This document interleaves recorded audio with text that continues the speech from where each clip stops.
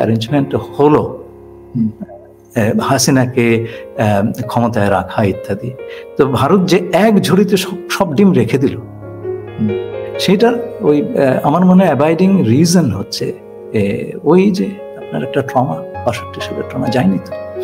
তো এখন এই যে সাজালো জিনিসটা টিকলো না ভাই, টিকলো না, এবং ক্ষতি তো হলো বাংলাদেশের মানুষের সব ধরনের আস্থা বা আপনার বন্ধু ভাবাপন্নতা, ভারত সরকারের জনগণের কথা বলছেন, সেটা তো অনেকটাই নষ্ট হয়েছে।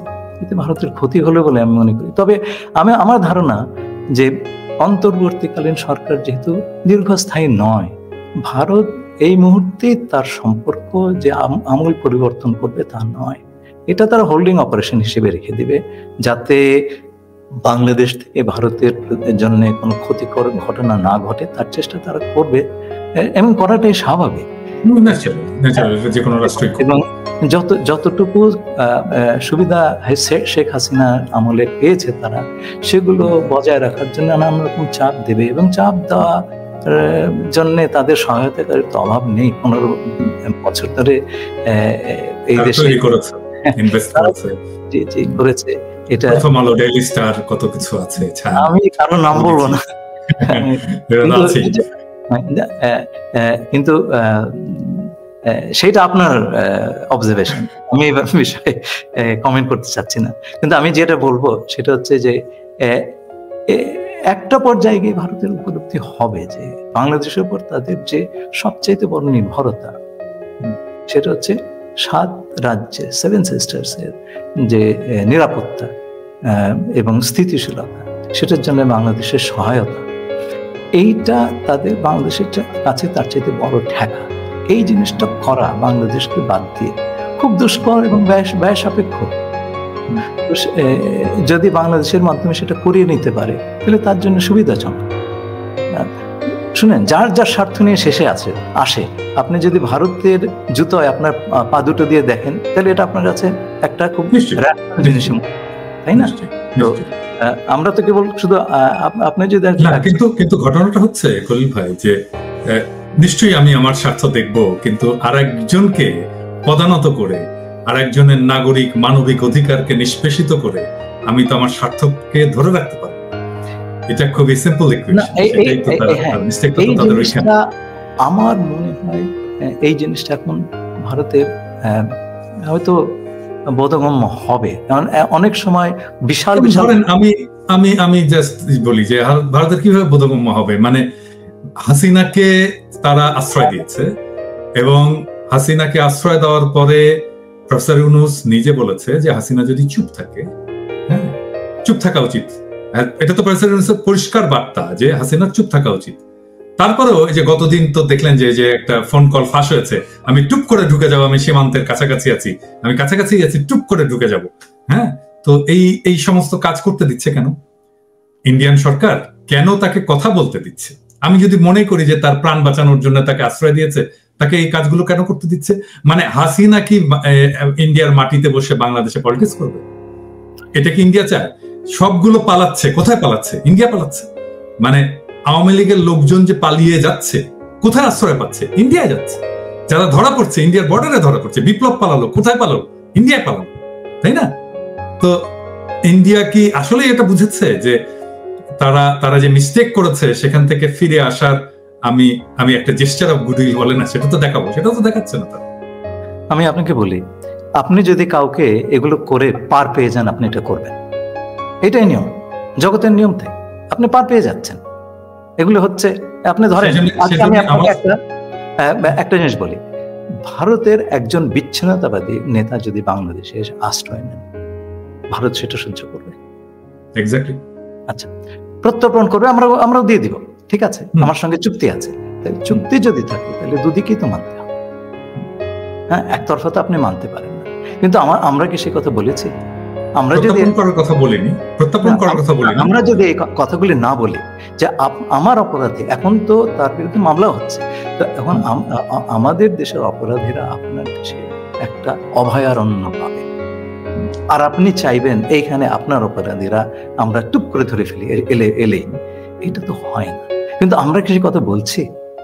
না, এখন তো আবার একটা প্রশ্ন আসতে পারে, মানে ধরেন হাসিনার লোকরা বলতে পারে আপনি তো প্যারিসে বসে পলিটিক্স করলেন, বাংলাদেশের বিপ্লব করলেন, আপনি কিভাবে করলেন? আমি তো পলিটিক্যাল রিফিউজি। সে তো পলিটিক্যাল রিফিউজি না, সে তো অ্যাসাইলামও পাইনি। সে কোন স্ট্যাটাসে আছে? তার স্ট্যাটাস কি? তার ডিপ্লোম্যাটিক পাসপোর্টও নাই, সে তো ভিসাও পাইনি, তাই না? না, আমি আপনাকে বলি যে না, এটা আপনার আইন নীতি নিয়ম সেগুলোর কথা হচ্ছে না। আমি পারলে আমি করব, আপনি না পারলে, আপনি পারলে আপনি করেন। আপনি বলেন কালকে ফেরত দিতে হবে, এই যে আপনার ফোন কল পেয়েছি, আপনি ফেরত দেন, আপনি দাবিটা করেন।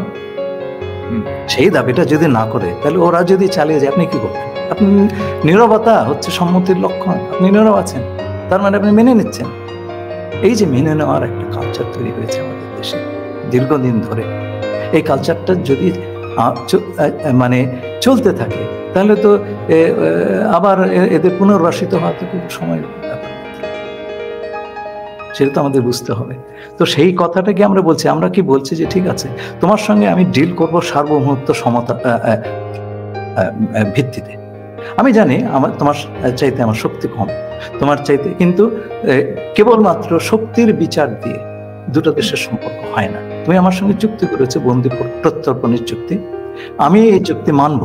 তোমার দেশের মন্দ লোক আমার দেশে এলে আমি ফেরত দেব, কিন্তু আমি চাই যে তুমিও এই চুক্তি একইভাবে মান্য করো। এই কথাটা তো আমাদের বলতে হবে। আমি যদি একটা জিনিস দাবি না করি, আমি যদি চুক্তির আমার দিকটার কার্যকারিতা দাবি না করি, আমাকে কে দেবে ভাই? এটা তো দুনিয়ার নিয়ম। তো আপনি যেমন একটা ভাড়া বাসায় আছেন, ভাড়া দিচ্ছেন, আর বাড়িওয়ালাও কিছু বলছেন, আপনি কি করবেন? ভাড়া দিবেন না, তাই না? না, এখন ধরেন আমরা এখন এই যে ভারতের সাথে আমাদের সম্পর্ক, আমরা সেটাকে কিভাবে পুনর্বিন্যাস করি?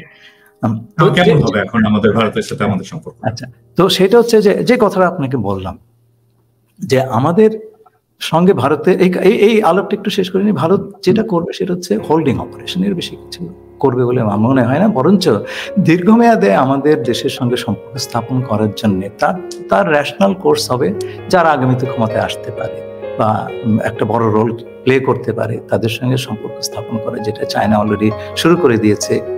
তারপরে তাদের যারা অনুগত অনুসারী, যারা আপনার এখন ক্ষমতা থেকে ছিটকে পড়েছে, তাদেরকে পুনর্বাসন দেওয়া এবং ভবিষ্যতে ক্ষমতার কাছাকাছি নিয়ে আসা, এই ধরনের চেষ্টা করবে। এবং যে কোনো একটা দেশ অন্য দেশে তার বন্ধুভাবাপন্ন লোকজন ক্ষমতার কাছাকাছি থাকুক, সেটাই চায়।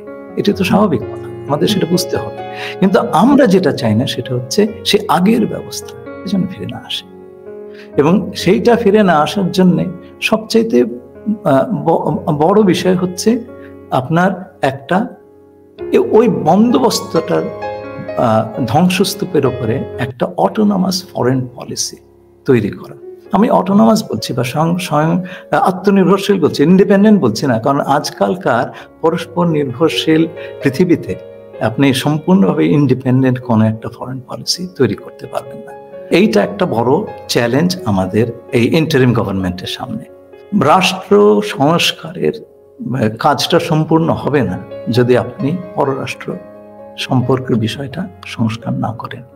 যে জায়গায় চলে গিয়েছিল বাংলাদেশের ফরেন পলিসি বলে কিছু ছিল না, আপনাকে সেটা তো পুনরুদ্ধার করতে হবে, পুনর্নির্মাণ করতে হবে। এবং সেটা পুনর্নির্মাণ করতে হবে এমনভাবে যেটা আমাদের স্বার্থ সমুন্নত রাখে। আমি আসবো, কিন্তু তার আগে আমি আরো দুটো চ্যালেঞ্জের কথা বলে নিচ্ছি। প্রথম চ্যালেঞ্জ হচ্ছে এই সরকারের সামনে ভারত যে ধরনের চাপ দেবে বা দিচ্ছে সেগুলো মোকাবিলা করা, এবং সেইটা না করতে পারলে, সঠিকভাবে না করতে পারলে এই ফ্যাসিবাদের সমর্থকদের পুনর্বাসন সহজতর হবে। এটা আপনি ঠেকাতে পারবেন না। তাহলে পরে এত মানুষ কেন শহীদ হলেন, রক্ত দিলেন, আহত হলেন, চোখের অশ্রু। এমনকি দু একটা এক্সাম্পল দিতে পারেন যে যেখানে ভারত এর মধ্যে চাপ দিয়েছে এবং আমরা সাকসেসফুলি সেটাকে মোকাবেলা করতে পারিনি? দু একটা এক্সাম্পল। না, আমি বরঞ্চ বলবো সাকসেসফুলি যেটা মোকাবেলা করেছি। যেমন আমাদের প্রধান উপদেষ্টা প্রফেসর ইউনূস দ্ব্যর্থহীনভাবে বলেছেন যে ভারত যে কাজটি করছে, যে বাংলাদেশে জঙ্গি উত্থান ইত্যাদি, এগুলো এক্সাজারেশন, এগুলোর কোনো ভিত্তি নেই। সেখানে উনি খুব জোরের সঙ্গে রিফিউট করেছেন। উনি হাসিনা সম্পর্কেও যথেষ্ট শক্ত ভাষায় বলেছেন ইটস টু আর্লি। এখনো এই বিষয়ে এক ধরনের কোনো জাজমেন্ট দেওয়া বা কোনো রায় দেওয়ার সময় আসেনি। আমাদের আরেকটু আমি আজকে একটা এপিসোড রেডি করছিলাম, এই যে ধরেন রাহুল গান্ধীর যে বক্তব্য, যে উনি বললেন যে বাংলাদেশে উগ্রপন্থার উত্থান হচ্ছে, এটার কিন্তু একটা রিবাটাল দিয়েছেন আমাদের পররাষ্ট্র উপদেষ্টা তহিদ সাহেব। উনি বলেছেন এটা সত্য নয়। হ্যাঁ, মানে আমার এটা শুনে খুবই মেজাজ খারাপ হয়েছে। মানে এটা তো কোনো শক্ত প্রতিবাদ হলো না। এটা সত্য নয় মানে কি? উনি কি ট্রাইব্যুনালে দাঁড়াইছেন আর রাহুল গান্ধী কি তাকে জেরা করতেছে যে বলবে আপনি কি এটা করেছেন? না, এটা সত্য নয়। এরকম করে কথা বলে, এরকম করে কথা বললে তো কোনোদিনই ভারতের সামনে শক্ত হয়ে শির দ্বারা উঁচু করে দাঁড়াতে পারবে। মানে আমি যেটা বলি আর কি, আমি তো মেঠো ভাষায় কথা বলি, আপনি তো জানেন আর কি। আমি বলি যে ইন্ডিয়ার সাথে কুত্তার মতো ব্যবহার করতে হবে, খেউ খেউ করে কথা বলতে হবে। এটা না বললে ওরা ঠিক হবে। সবসময় খেউ খেউ করে, হ্যাঁ, উগ্রভাবে, হ্যাঁ, এই কথাটা যদি না বলতে পারে, ওরকম ভদ্র মানুষ এরকম পুতু ভাবে কথা